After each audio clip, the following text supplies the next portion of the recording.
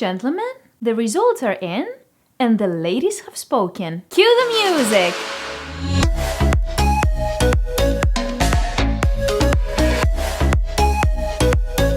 Hi guys, and welcome back to my channel. If you're new here, my name is Andrea, also known as CurlySense, and thank you so much for stopping by. Today's video will be a special one for all my lovely señores who are watching right now, as I've teamed up with some special allies to give you all the scoop on a very hot topic. I recently decided to call upon all of my female subscribers, as well as my female Instagram followers, to answer one simple question. What is the sexiest men's fragrance of all time? Well, I'm very happy to say that I received a ton of feedback and was able to put together a list of 10 fragrances that got the most votes from women overall. Keep in mind that these are the opinions of my particular following, so take this video with a grain of salt and most importantly, always wear what you love. Also, as a token of my love and my appreciation for you guys, be sure to watch until the end of this video to find out how you can win a full bottle of Armani's Acqua di Gio Profumo. Onto the list!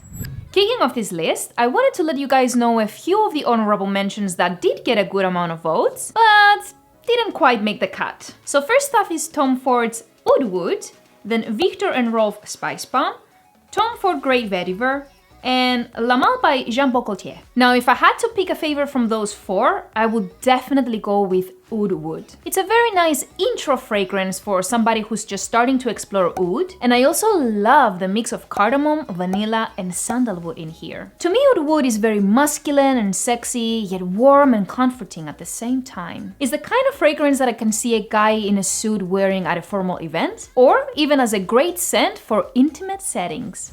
At the number 10 spot is a fragrance that many have declared a date night king. And to be honest, I can't really argue with that statement. It's Dolce & Gabbana's The One. When this was first created, Mr. Stefano Campana himself said that he wanted to create a classic men's fragrance that would last for years and be the type of scent that women adore. And he did exactly that. Now, a lot of women didn't actually specify if they prefer the EDT or the EDP, but let me go on record and say that I enjoy the scent of the original a little bit better. Of course, because of performance, I do recommend going for the EDP, but either way, this is such a delicious, warm, spicy, and ambery scent that would just do it for a lot of women. Definitely not the most unique choice, but in my opinion, it's something that will never go out of style. Coming in at number 9 is yet another proclaimed date night king, and seems to be a direct rival of the number 10 choice. It's La Nuit de l'Homme EDT by Yves Saint Laurent. Definitely no surprises here, and I'll even say that I thought that this would be much higher on the list. Known for its signature cardamom and lavender combo, this is a sweet and powdery scent that women just seem to universally love. I personally enjoy this one as well, but to me it was never smash your head for the freedom right now type of enjoyment. Because of how overdone this is nowadays, I highly recommend checking out the EDP version of this, which, dare I say, is even sexier to my nose. All in all, another solid choice by the ladies, and you cannot go wrong with this classic.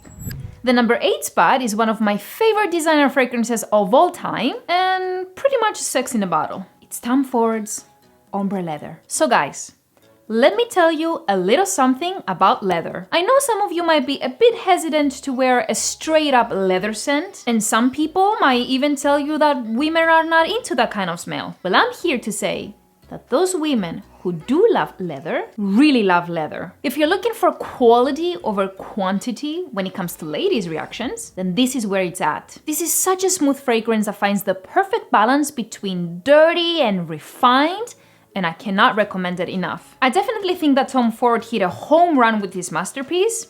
And again, sex in a bottle, enough said. For the number 7 spot, we have an oldie that's apparently still a goodie. It's Armani's Acqua di Gio. That's right. Not Acqua di Gio Absolu, not Profumo, just straight up Gio. Now, I'll admit, this one did surprise me a bit, but there was a lot of women that chose this, including one that said, and I quote, Acqua di Gio always turns me on.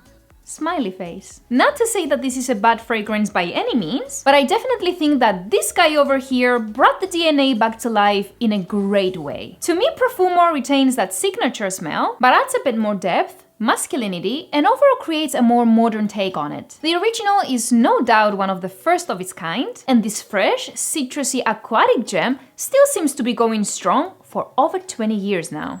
At the number 6 spot is yet another classic freshie that came out back in the 90s. It's Platinum Egoist by Chanel. Once again, I gotta say that I was initially surprised by this choice, but after smelling it again about a week ago, I realized why this one is so popular among women. In the opening, you're greeted by a classic barbershop feel with a blast of lavender and neroli, which gives off a very crisp, soapy, and modern aftershave kind of vibe. It's an elegant and clean fragrance that to me smells very rich and professional. However, the dry down is where this one noticeably reminds me of Mont Blanc Legend. As some of you may know, the Legend DNA is also similar to the popular Abercrombie & Fitch Fierce, which is a known formula that does wonders with the ladies.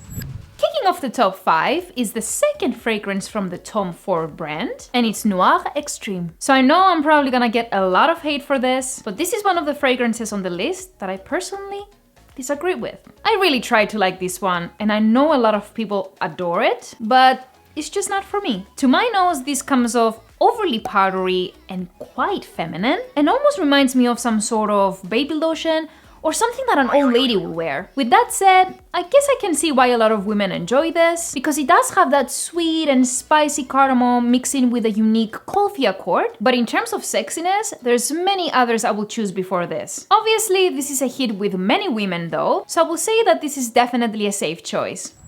Coming in at number 4 is a fragrance for all you Tonka bean lovers out there, and it's Prada Luna Rosa Black. So this one got quite a bit of hype when it first came out, and it seems to be a cool weather favorite for a lot of men these days. If any of you have been following my channel from the beginning, then you know I'm not a fan of most things with heavy Tonka bean, and unfortunately this goes for Prada Black as well. While this is a very pleasant, sweet, powdery and ambery scent, for me it's a bit boring and linear and has me wishing that there was more. Aside from my personal thoughts, I can 100% see this being a great compliment getter, and if you like this kind of dark, powdery, sweet Tonka scents, then definitely check this one out.